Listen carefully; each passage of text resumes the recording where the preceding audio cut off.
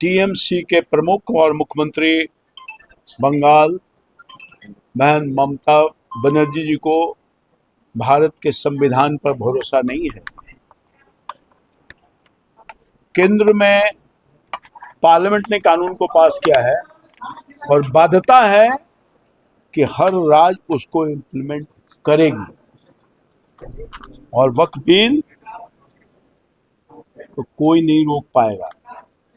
और जिस तरह से अराजकता की स्थिति हो गई है, जिस तरह से वहाँ का हिंसा का दौर चल रहा है, बड़े पैमाने पर लोग वहाँ से पलायन कर रहे हैं, लगता ही नहीं है कि वहाँ कानून का राज स्थापित है। अत्यंत ही दुर्भाग्यपूर्ण स्थिति है बंगाल में। और जिस तरह से वहाँ के मुख्यमंत्री के संरक्षण में आतंक का वातावरण पैदा लिया है और एक वर्ग और तबके को टारगेट किया जा रहा है, जान से मार करके भगाने की कोशिश की जा रही है, अब ये बर्दाश्त नहीं हो पा रहा है।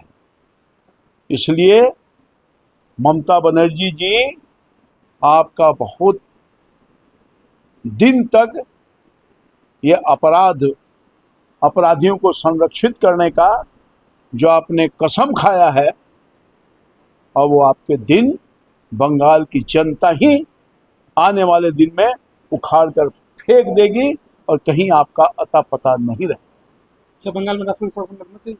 हाँ, राष्ट्रपति शासन की बात, इन सब चीज़ों पर आकलन हो रहा है बड़े पैमाने पर। जो आज स्थिति है वहाँ पर, ये तो है कि वहाँ एक वर्ग और तबका जिसको टारगेट किया जा रहा है, रहने की स्थिति नहीं है। भय और आक्रांत का माहौल आ गया है।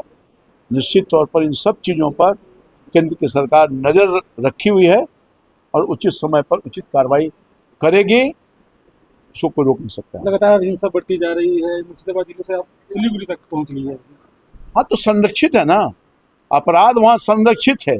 सत्तारूढ़ पार्टी जिसकी जिम्मेवारी है लॉ एंड ऑर्डर को ठीक करना, जिसकी जिम्मेवारी है सबको सुरक्षित रखना, चाहे वो कोई वर्ग का, कोई धर्म का हो, कोई जाति का हो, मगर अपने दायित्वों का निर्वहन वहाँ की सरकार नहीं कर रही है। और यही कारण है कि लगातार वहाँ पर हिंसा का दौर चल रहा है और एक बड़ा तबका वहाँ से पलायन करने को मजबूर हो रहा है, मगर ये बहुत दिन तक इसको बर्दाश्त नहीं किया जा सकता। हाँ?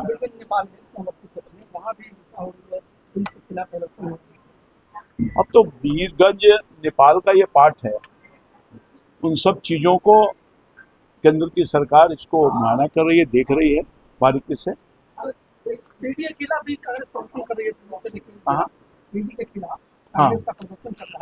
पूरे राज्य में कांग्रेस पार्टी का जन्म ही भ्रष्टाचार से हुआ। बहुत विश्वास लोग किए थे देश की जनता, और आज आज़ादी के बाद वही सत्ता सौंपने का काम किया था।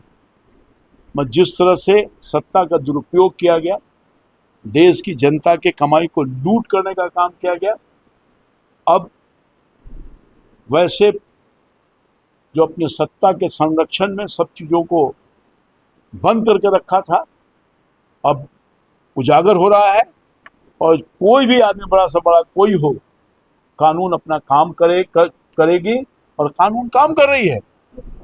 कोई भ्रष्टाचारी बचने वाले नहीं है। कोई देश की जनता की गाढ़ी कमाई को लूटने की इजाजत वर्तमान सरकार न दी है न देगी।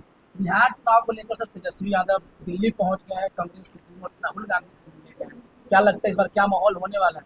कुछ नहीं, महागठबंधन का कोई माहौल ही नहीं है। जनता उन पर विश्वास न पहले की है न करेगी।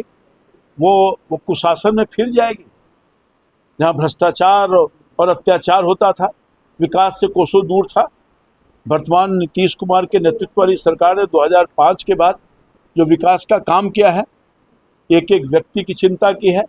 और माननीय प्रधानमंत्री जी 2014 से आज लगभग 10 साल हो गए, संयुक्त रूप से दोनों की सरकार ने बिहार के उन्नति और तरक्की के लिए, बिहार के गरीबों के बदहाली को दूर करने के लिए बहुत सारे योजनाओं के माध्यम से काम किया है।